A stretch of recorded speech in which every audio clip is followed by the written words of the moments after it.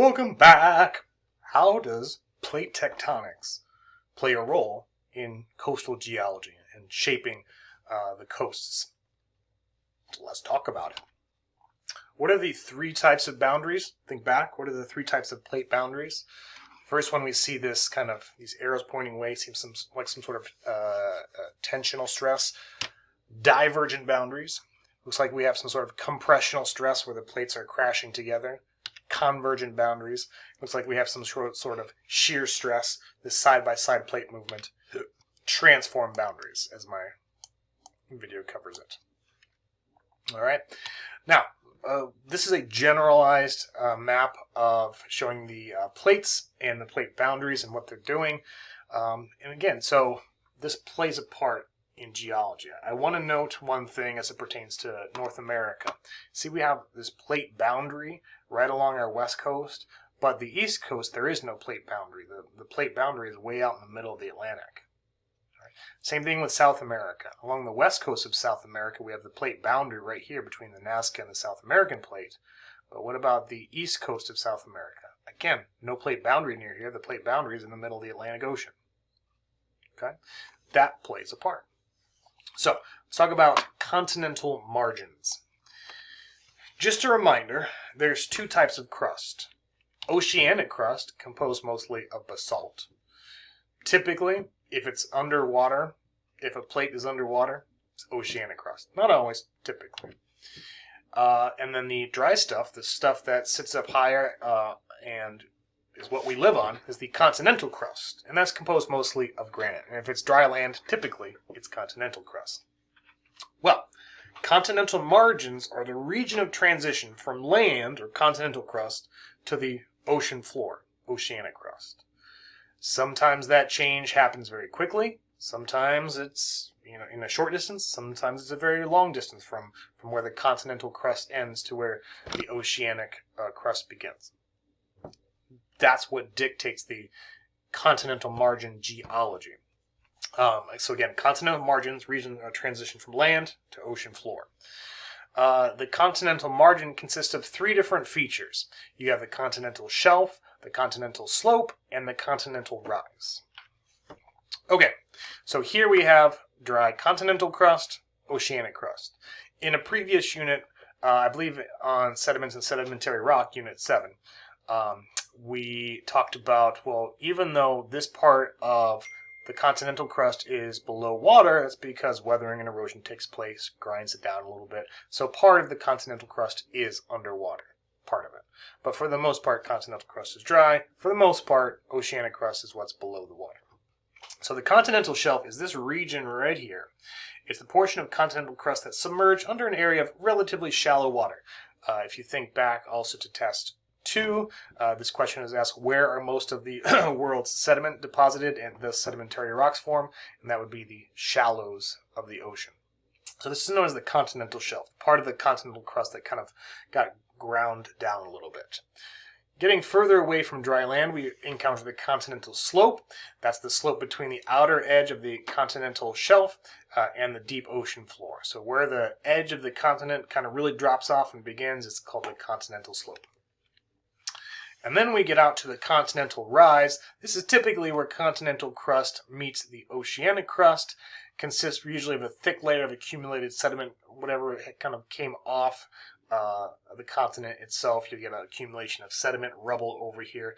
But it's where it starts to flatten out to create the deep ocean floor, sometimes known as the abyssal plain. And that typically happens, again, where the continental crust meets the oceanic crust. Okay? Looking at a little bit different view of it, so here's dry land, and then the part of the shallow continental crust underneath the ocean is the continental shelf. Then you have the continental slope. You can see the sediment and rubble from landslides, from rivers and sediment bring material out. So you have that buildup, and then it flattens out to the continental rise till you get out to the abyssal plain, and it looks like about here is where the oceanic crust begins. All right, so this is typical. Now, whether the continental shelf is large and wide or relatively shallow, this is what determines the type of continental margins. So there's two types of continental margins. There's active continental margins and passive continental margins. They are not at all alike. We see different geology. There's different stuff going on there. So passive margins, these are the margins away from plate boundaries, have one typical type of geology going on, whereas active margins, these are margins near plate boundaries, have a much different type of geology going on. There's different characteristics, which are the function of the processes involved in the formation of the two types of margins.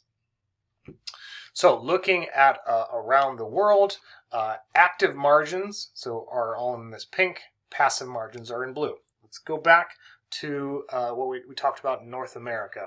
So remember, there's plate boundaries right along the west coast of North America, but there is no plate boundary along the east coast of North America. So coming back, so west coast has boundaries, it's pink, active margin, okay. The east coast does not have a plate boundary, it's blue, passive margins. So maybe these are kind of connected, the two are active margins near plate boundaries, passive margins near non-plate boundaries, coasts without plate boundaries. Let's look at South America again. Let's see if we can figure this out. So again, South America, you have a convergent boundary right along its west coast, but no boundary on its east coast. Remember, that boundary is way over here in the middle of the Atlantic. So I should have an active boundary on the west and a passive boundary on the east. Active west, passive east. Very good. Everything seems to be working so well. So if a coast is near a boundary, it's what we refer to as an active margin. If a coast is not near a boundary, it's referred to as a passive margin. They have different geology going on, and they look completely different. So again, looking at active margins, we see the yellow indicates earthquakes, and so we see a lot of earthquakes occurring, whereas away from plate boundaries, not so many earthquakes occurring. All right. So I tell you what, let's go ahead and just pause here real quick. When we come back, we'll kind of talk about active margins versus passive margins. And you know what? Let me go back here. Besides earthquakes, what else is also common along some of these boundaries? For instance, the Ring of Fire, earthquakes, and volcanoes. So again, looking at the west coast of North America, near boundary, earthquakes, volcanoes, well, that geology is very different than our east coast, which there is no boundary near here, this passive margin, no earthquakes, no volcanoes. So the geology is very different between these two.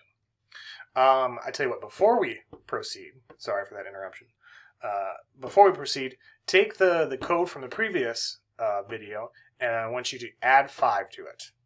Okay? Take the number from the previous video, add 5. One more time, take the number from the previous video, add 5. That's the code so far. All right, so again, now we'll pause here, and when we come back, we'll distinguish the difference between active margins and passive margins. I'll see you here in just a minute.